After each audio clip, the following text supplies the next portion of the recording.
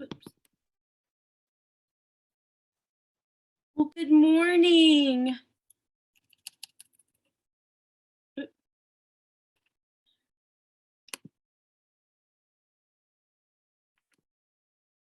Good morning, Cindy. Good morning, Cody. Good morning, Jean. Good morning. Oh, and there's Shelly. All right. Good morning, Cody. You're home and you're smiling. Barely. Barely. Bless your heart. Was it a good week? It was a good week. Very hot. It was very hot, very sticky. It was a good week. Good. I'm so We glad.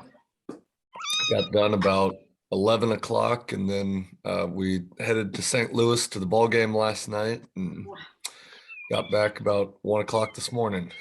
Wow. Oh my goodness. Thank you for being here. Yeah. What a treat.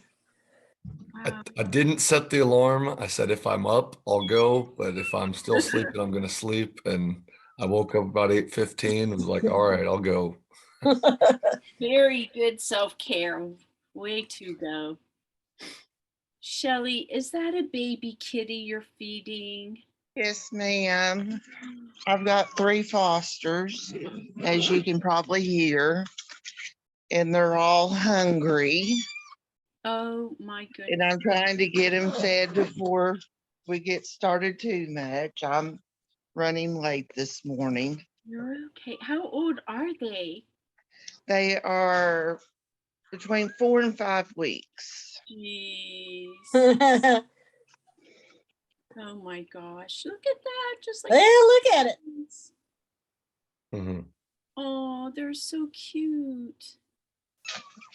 And they're already rotten. So whoever ends up adopting them are going to have, you're okay. Whoever ends up adopting them is going to end up having really rotten babies. You know, I say to ministers all the time to watch what we do, because we are passing things along. So, right, it's if we spoil our congregation, the next minister is expected to spoil them. And, you know, I used to think about, oh, what my predecessor did or didn't do, blah, blah, blah. And then I realized, oh, I'm a predecessor too.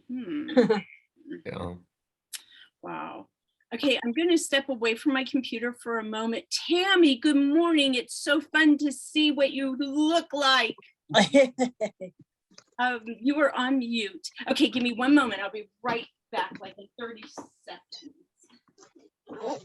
You can count.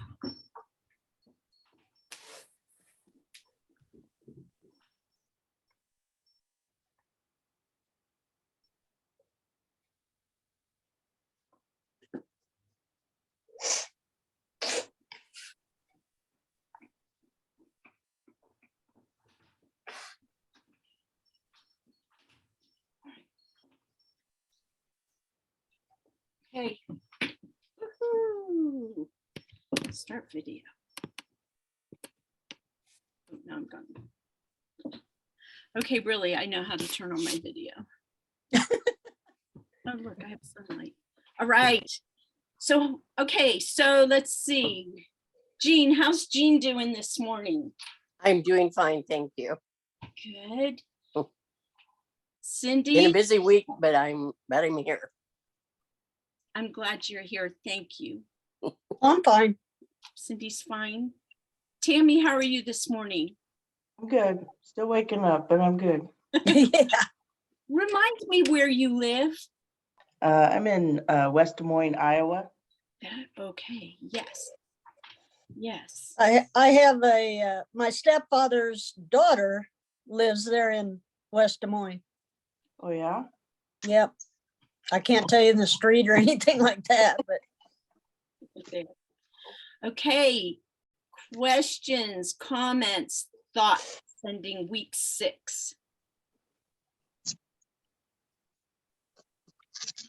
It's been kind of busy for everybody. Yeah.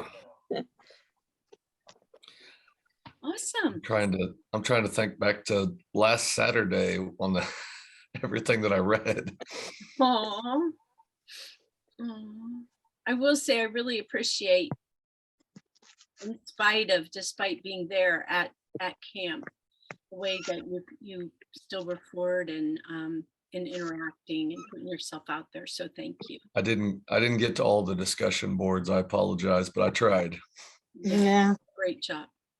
You did a great job. Thank you. Yeah, my brother and nephew and niece and sister-in-law and 3 kids are down here this week and at my mother's place. And so it's been kind of a busy week for me. They live up in, well, you might know Cody, up at Spickard, Trenton. Yes. Yep. Yeah, That's where my brother went to college. we're about 12 miles north of Trenton. That's Okay. where I grew up. Okay. Okay. So we're kind of slow this morning. Yeah. Tammy, thoughts, questions, observations? Oh, wow. It's so early.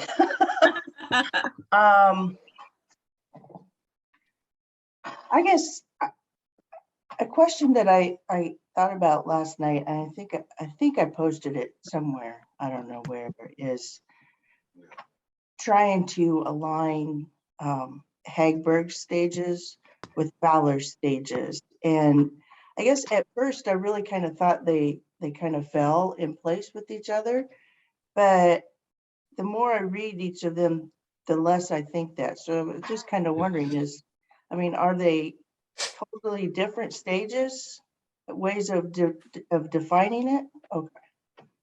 Yeah. I would say that Fowler's more theoretical, which is not to say that theory isn't practical, but that was his focus. Jim Fowler was a consummate observer, professor. He was still at Emory when I was there in the seminary, and he was connected to the seminary. He was one of the most beloved and favorite professors. So yeah, but he was a professor. He was, very theoretical, and I think as you pick up, what he's trying to do is he's having these conversations, these interviews, as he calls them, and then he's extrapolating from those and building this theoretical base. Hagberg, on the other side, she's trying to help people move through stages. That, okay, here's what I've seen developmentally. So she has her compartments. And I would say, I read this last night, that just the very nature of what she does and what she's premises, whether she knows it or not, it's got Fowler in there. And maybe that's because, it just hits me as I'm saying this, that maybe that's because Fowler was looking and making suppositions based on truths, big T truths. So he's calling those out for us, and then Hagberg sees truths as well, and I'm going to mute her, is seeing those as well, and using them in a different way. Cindy, I muted you, so you'll have to unmute again. Yeah, does that make sense, Tammy? Yeah, that makes sense. I think once I realized that they weren't necessarily aligning, I just where I saw myself as stages made a little bit more sense. Oh, good. So Good.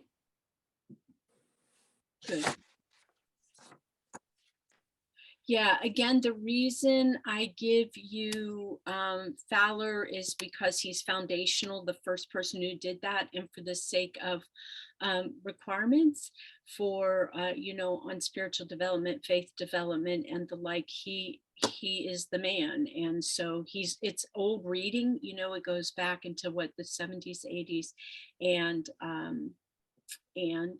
but you've got to know them and have a sense of those stages. And let's see, so I don't remember if it's the 7th or 8th. I'll have some articles for you that are people who disagree with Fowler, and they talk about Fowler, but they're different perspectives on what he did. And then there's the book here. I took something out of it, but this Faith Development in Fowler, edited by Craig Dykstra. And Dykstra, and Sharon Parks. Dykstra, I don't know if he still does or not, but golly, 10, 15 years ago, probably 15 years ago, he worked for the Lilly Endowment. And Lilly Endowment, Eli Lilly, the drug corporation, they have taken fortunes and have set up endowments that are dedicated to different kinds of studies, different fields and perspectives, but a large part of that is within the church and ministry. So they've funded programs looking at things like longevity of ministers, congregational health, and the like. So I've had an opportunity to meet him a couple of times and interact with him through renewal of grants and writing grants too, I guess. And yeah, he's just very intellectual and processual and whatnot. But he looks at Fowler and says, there's a lot in Fowler and a lot of good stuff, but there are some pieces that some of us might disagree with. Seems to me that Fowler does a good job of explaining his stages, but doesn't really talk. And maybe I'm missing something, and maybe we haven't got there yet, but it doesn't really do the best job of explaining how to get out of each stage. You're right, exactly right. It's like so many of us, we get caught in our field of study, we get caught in what we're doing, and then we're on the lecture circuit, and universities like Emory have the publish or perish mindset. So professors have to be publishing. So that's one thing to get, be in that.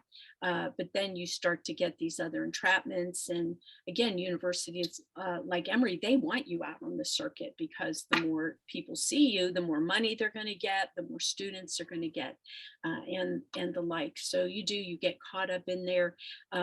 You're in the writing of your papers, it kind of morphs in some ways, but it's still so often in the intellectual part. Cody, and I think, and Jean, I know Shelley, the New Testament course, you may remember me talking about Vernon Robbins, my favorite New Testament professor, actually my favorite, one of my 2 or 3 favorite professors. He's in the top 5 of all times. There's kind of this bar where there's maybe all of them that, but anyways, he's there. And he and Burton Mack are the founders of social rhetorical criticism. And I just had the honor to have him as first kind of my co-faculty member for my bachelor's thesis, and then he allowed me into his PhD course, one of his PhD courses, the one on social rhetorical criticism, when I got to Emory. And he was Presbyterian. He is still an ordained Presbyterian minister, and he said, and I should say social rhetorical criticism takes and says, if you're going to read the Bible, you've got to read it within and interpret it, really interpret it. You've got to look at it within its larger picture, which is Greco-Roman. It's got the Judaic traditions that are in there. There's rhetorical, just how people communicated, and this rhetorical device that comes out of making speeches and trying to, more than making speeches, but trying to get people to go along with you. So like the Socratic method, which of course is several hundred, I say of course, I'm so sorry, it may not be of course for all of us, maybe any of us. The Socratic method is at least 500, 600 years or 500 years earlier. And so I love this whole Socrates. What he would do is he'd be talking to people and he'd put a supposition out there, and he'd say, you know, is it this or is it that? And if they went this way, he was cool with that. He'd go with you. Is it this way or is it that? Oh, okay, it's that way. Cool, I'll go with you. And by doing this, he could still get you back around to where he wanted you to be. So that there are pieces of that in there buried in the New Testament. The jokes, Jesus is telling jokes, and in the what is it? Birds have their nests. There's something along those lines. Anyways, that's kind of a joke statement, except that it's putting that person down. People would have laughed at the person that Jesus is talking to. So, you know, that's all part of it. Okay. And how was Jesus using that to get his message? What was the message? That helps us to go deeper. So he said that people in the Presbyterian church and other the minister types and students said, you know, basically are a heretic, you know, and you know, what you're saying is not biblical, and blah, blah, blah, blah, blah. And he said, you know, what happens is the deeper I go and the deeper I study, the deeper my faith goes, because I'm seeing, you know, again, my words, big T truth. And so I don't need something to be true for it to be a truth. Kind of what we bandied around a little bit this week, right? So what is it that makes Jesus Jesus? What is it that makes that, you know, what's the kingdom stuff for us and what's the non-kingdom stuff? It's okay, whatever it is. I know I'm running on here. So anyways, but where I got with Vernon 3 years ago was I was, you know, reading his stuff, and I wrote him and I said, if you right now, if you had to make your profession of faith again, that Jesus is the Son of the living God, and that you want to follow him with the whole of your heart, your mind, your strength, your body, you know, your head, all of that, could you make that profession of faith? And he said, you know, somebody asked me that about a year ago, and I'll have to get back with you. And he's not yet gotten back with me. So for the last 2 years, I've said, I've got to get back. I just want to call him, and I haven't done it. And I think of it on things like, you know, days like today when I'm going to be running until tonight sometime.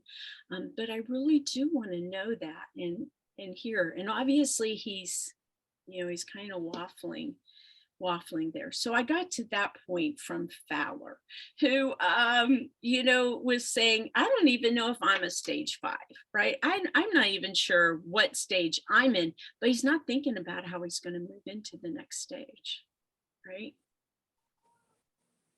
Let alone get anybody else to go with him. Do you think?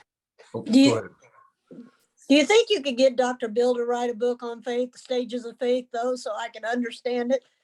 And the professors, and no offense to you guys, doctors, but they use such big words. I have to look them up every time, every other word. I know. He loves doing technical writing like that, making the difficult seem. But right now, you know, he is focused on helping ministers and, you know, ministers and whether ordained or not. In fact, I think our heart is bigger for non-ordained ministers than ordained ministers, depending.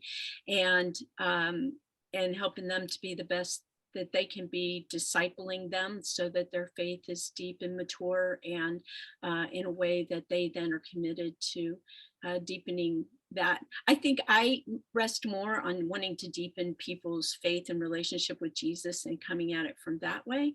But to the effect, if you will, that the result that those people are stronger ministers, are stronger and able to do the work that he really focuses on. And that's the kingdom and the church. Yeah. So I don't think he would take the time to do the text Okay. ever. Ever. So when we were talking about symbols that were shattered, I'm curious of a symbol that had been shattered for you in your ministry, Chris.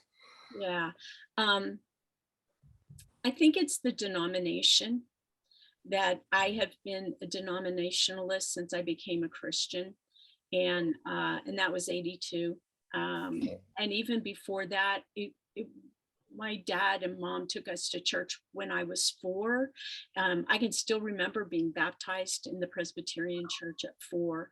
And I remember being told back then that that we give our little and it's combined with others' little so that it becomes a lot and does great things.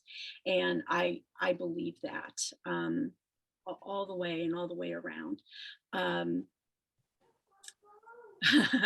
But in Georgia, when I became, well, in the Methodist church, I became a Christian in the Methodist church. And in North Georgia at that time, so 82, I became a disciples in 91. So, 82 for what is that, 9 years. There was such a, I don't know, there was a lot of emphasis on training lay people and lifting them up. So I was in an inner city church. I learned a lot about inner city Atlanta and racism and all that wonderful stuff. Yeah. But my minister, and you just, I was an addict, active addict, alcoholic in a verbally abusive relationship. I was with my ex for 12 years, but he wouldn't marry me, and he was verbally abusive, emotionally abusive, and could fly off a handle, in a heartbeat. Addict, big time addict. Not that there are little time addicts, but just a real active addict and alcoholic. I smoked pot every single day when I went to the church, but I ended up there one morning. What time is it? This is such a long story. I got up on what I later realized was Palm Sunday morning, hadn't been to church in who knows how many years. I have one dress, I had stolen it 2 years earlier, 3 years earlier for a job interview, never gave it back. To say we lived under poverty level was, that's an overstatement even. And money he had went to the bar up the streets. It was not a good situation. And so I got up this morning, and the voice that I now know is the Holy Spirit said, go to church. I was like, no, it's like you just kind of keep going. Where did that thought come from? I don't know how many times she said that to me, because it took a little while before I realized I've got this voice saying go to church, and I ignored it. And after a couple, 3 times, I call it a Holy Spirit, she said, go get your dress on and go to church. And in our neighborhood, I didn't drive. We didn't even have a car. Well, we might have a car. So there were 3 churches in our neighborhood. One was a Southern Baptist, and I heard somewhere that Southern Baptists weren't big on women in leadership. One was Presbyterian, which, until my dad pulled us out of church, we were United Presbyterian. So there was Presbyterian, but I'd never seen it open. And then there was the United Methodist Church. So I went to the United Methodist Church that morning, and the minister there may be maybe 35 people in church that morning, and he's berating the congregation because they used to worship just maybe 10 years earlier. They worshiped at over 800 people, and how they didn't have a youth group. And that this boy who lived 4 blocks up the street on Friday morning, he had been huffing. I'm not sure if he was huffing paint or glue. You know, huffing is where you have paint or glue in a sack and you breathe in the fumes and get high. So he'd been huffing, and he went in to get like another sack or something from his mother, who wouldn't give it to him. And he went out on the swing set in the front yard and hanged himself.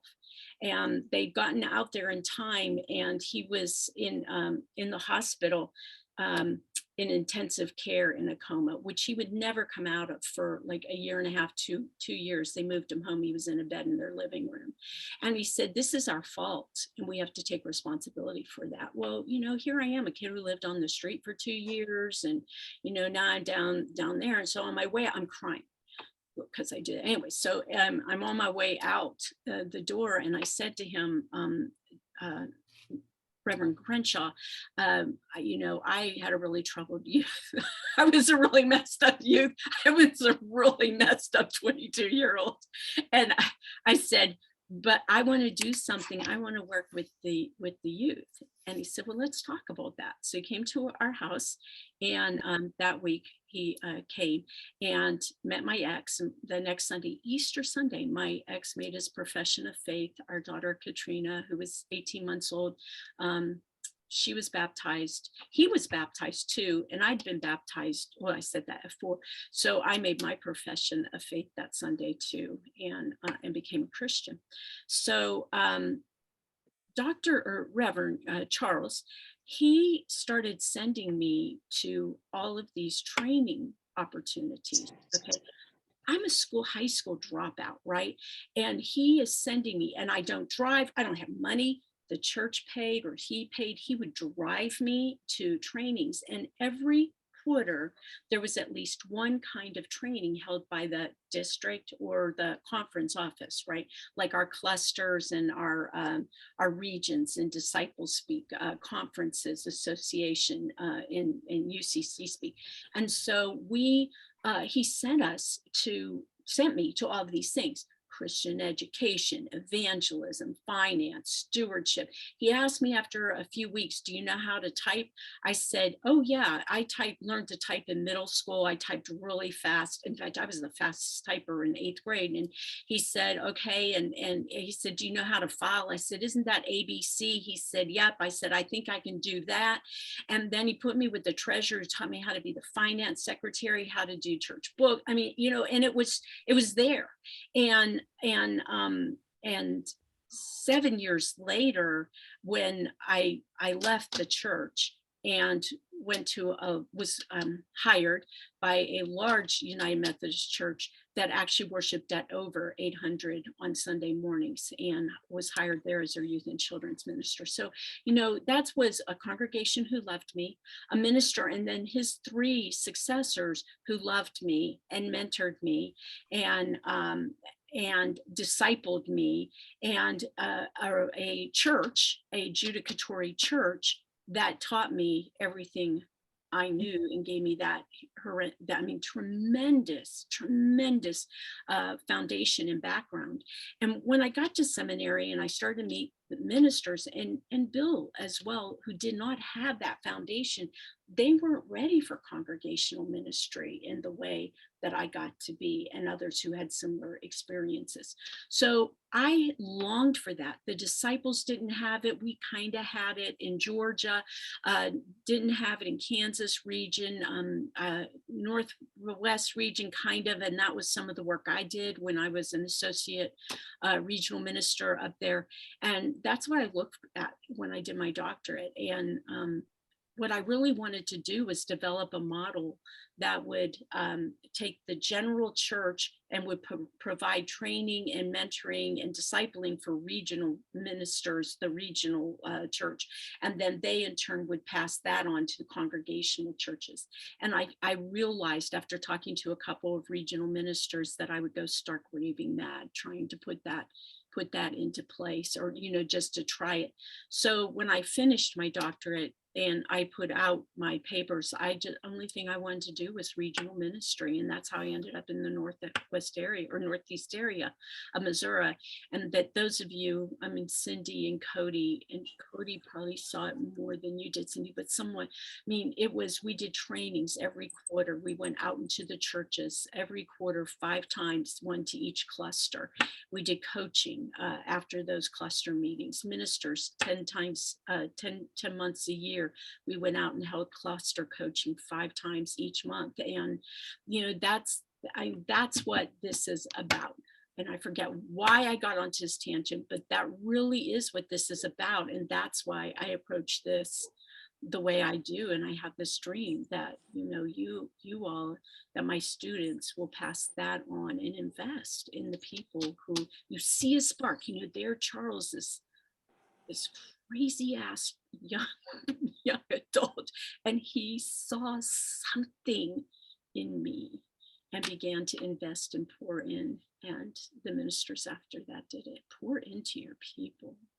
Not Chris, just Chris, I think you'd be happy that we're not doing it in the ministry in our region, but we are developing more of an elder type thing, because in our area here, the 4 churches in the 4 areas here get together once or twice a year for an elder retreat together to learn from each other. beautiful. But now on the 8th of September, Sedalia and Marshall and we've been invited to come up to one up there.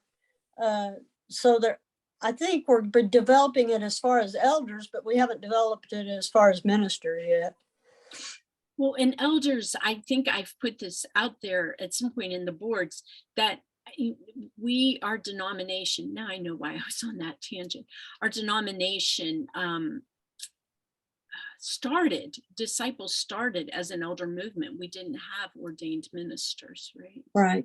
Yeah. And to go back to Cody's question, why I went on this massive tangent is denominations.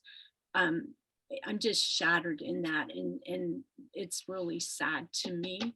And I have a chalice tattooed on my ankle.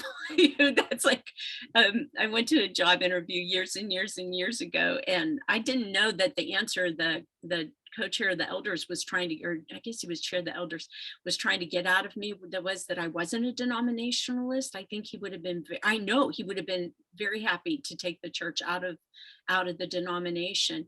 And he asked the question, where are you with the Christian Church Disciples of Christ? And I'm sitting there thinking, and I generally wear dresses, and I stood up and I put my foot on the chair and hiked up my skirt. I said, I'm pretty dedicated to it.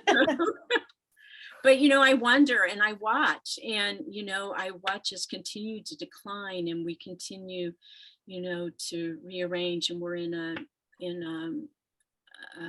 recovenanting and, having a new design and whatnot. And what I've heard from it, I need to go to one of the town halls, but what I've read coming out of Indianapolis, Mecca, and all of that, is that we are not focusing in on evangelism and preparing our churches to make disciples. We need to be making disciples. Our church, my home church, almost split because in '69 with the decision to either go disciples or not. And they kind of compromised and stayed independent, but then supported them money wise. Very So cool.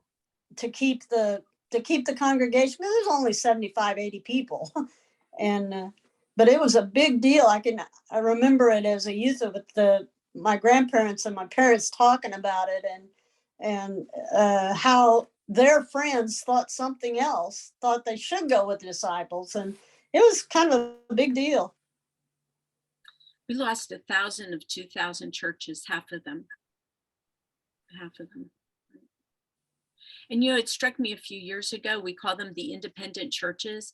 Well, what's interesting to me is we say they went independent, but the reality is we were all independent. And so we became denomination. Yeah, it's, I mean, come on, y'all, right? And that their name isn't the Independent Christian Church, they're Christian churches, Yeah, yeah, great Christian churches, yeah. churches of Christ. But I was raised more Church of Christ than I was disciples, that's for sure. Yeah, a lot of us were. But your tattoo on your ankle made me think of boxes that we talked about in your video. So we put you in a box. You got a tattoo. Yeah. Oh yes, right. Yeah, I saw that. Yep. Yep. I think I it's, lo- yeah, National Geographic this month has a piece on tattoo art and coming out of Polynesia. It's really fascinating. Well, I saw a girl yesterday. I mean, she had them all up and down her arms, on her chest and everything. And I thought of that video whenever I saw her. And usually tattoos don't bother me at all. I mean, that's a generational thing, I think. And I'm at that generation that it's okay, but I'm not going to do it type thing. And but it might reminded me though, as soon as I saw her, well, hey, somebody's going to put her in a box. If you want to see, I cannot remember her last name. There's a minister, I believe she's ELCA. I'm pretty sure she is, and her name is Nadia, Nadia. And you want to talk about tattooed. This woman is like tattooed, and she just tells it the way it is. She was on the circuit for a while. You can look her up. Go to YouTube and type in, Reverend Nadia or something like that. I can't get over to it real quick being up here. Cody, it looks like you may be doing that. But she's pretty amazing. Yeah, then we had gutters put on yesterday, and the young man there, and this is how, like we were talking about, how we look at people on the outside and judge them. And he was he probably his 20s. And I thought, this is really neat that this guy on his shoulder or arm here, he had a tattoo of a little cross. It wasn't outrageously there, with some olive leaves around the top of it. And I thought, man, he's being a witness without even being a witness. A young man. My grandson, who's 17, asked, I had shorts on the other day. And again, the guy wears shorts when I'm cleaning up or something, when I'm cleaning things. I just don't tend to wear them. And he said, but I had him on, and he looks and he says, Grandma, I didn't know that you had tattoos. And I said, yeah, actually I have, 1, 2, 3, 4, 5. And he goes, oh my gosh. And he said, do you want to see the tattoo I want to get? I said, I would love to see the tattoo you want to get. So he went and he goes up online, and it's 3 crosses, and up on up on Calvary. And yeah, I forget what it is. He wants to start there, and then he wants it to kind of pour out, and it will become a sleeve, and at least a partial sleeve and everything. And I was like, okay, dokie, yeah. My oldest daughter, she's got a lot of tattoos, and the reason she doesn't go to church, I mean, I'm sure I'm not sure. I know she has a lot of excuses, but the most recent one is about 8 or 9 years ago, and she went to Broadway Christian here in Columbia, and was in a Sunday school class, and one of the young men was making comments about tattoos and what it was very obvious that she has tattoos. And whether it was a commentary on her or a commentary on tattoos in general, she's like, I just can't do it, Mom. If it were you or Dad were ministers, I could buy into this, but I don't do it. So the only time she's been at them is weddings. I don't know if she's even been to a wedding and funerals. So yeah. My father was very anti-tattoo. And from the time I was 17, I've wanted one. but I never have gotten one. My daughter, on the other hand, as soon as she became of age, she got her,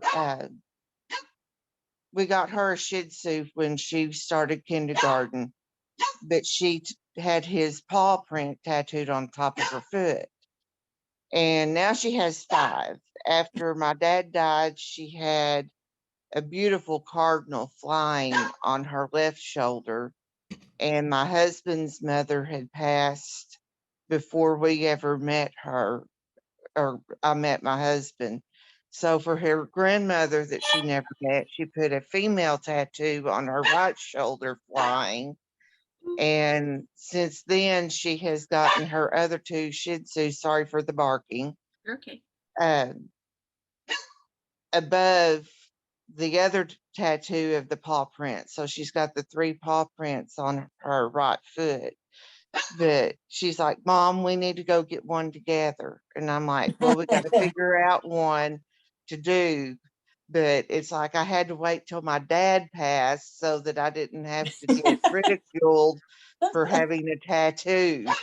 And my mother, oh my gosh, when Heather got hers, she was so mad at Heather. She didn't speak to her for several days.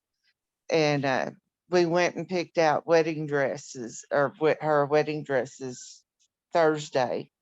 And the back of it, we made sure was open so that it would showcase her tattoos That's awesome. and stuff. Yeah. And my daughter is unique. From the time she was 12, she told me she wanted a black wedding dress. And we had to drive 3 hours to find her a black wedding dress. Wow. But we did. That's So, cool. but That'll go. anyway, that's my tattoo story. That's awesome. That's my daughter's first, Kat's first tattoo was a mother-daughter tattoo. She turned 18, wanted one, and Bill said, you should do a mother-daughter tattoo. Actually, at that point, I had 2. And I said, I would really have to want one. And okay, so forgive my language. It's part of my denominational stuff. When Bill and I were part of that a project, we went into the project in '97 to start a new congregation. And without denominational support, part of the project was that we would take no denominational support. It would be ground up. You were going to do it. We were trying to find models to use small groups to start new congregations. And so anyway, so we have friends in Atlanta who said, come back here and we're with you. We'll be part of this. We even had our band going. And then we read, and I'd never been to the Pacific Northwest, and he's from Eastern Washington. And we went up there. It's so gorgeous. I was like, oh, I want to live up here. And we're looking at Atlanta. We're looking at different places. And at that point, this is '97, the Pacific Northwest and Seattle corridor was the most unchurched population in the United States. So that was our fleece, I guess you might. It wasn't really our fleece, but that was the word, that was the message. So we went up there, but before we went up there, we'd been talking to the regional minister, who was an interim regional minister in Northwest region, and he's like, woohoo, this is so cool. And around January, well, it would have been January, he said, I'm interim, and we've got a new regional minister is going to be coming. You probably need to talk to the chair of the commission on church development. So we were like, okay. So Bill sends him an email, and he writes back basically, who do you think you are? You just don't come to a region and start a church. And so he then asked Bill to write, he asked us, but Bill wrote it like a 20-page paper on why we were coming and what our theology of that was. So, okay, we're coming, but we are denominationalists, right? And everything else. We're not asking for money. We're going to play your game. We're going to do it. So they call us up there. They ask us, they call us on the phone, and they want us to come up. They want to talk to us. And so we got up there, and we're in this commission meeting, and okay, here's the bad language. A pissing match starts. And it's, it was, well, I've been a disciples for 3 generations. And then someone else says, I've been a disciples for 5 generations. And Bill's like, I've been a disciples for 3 generations. And I said, I'm a disciples by choice. Okay, it really doesn't matter. I chose this denomination. And then I just said to him, you know, we're coming, whether you like it or not, we're coming. And we are going to participate in DMF.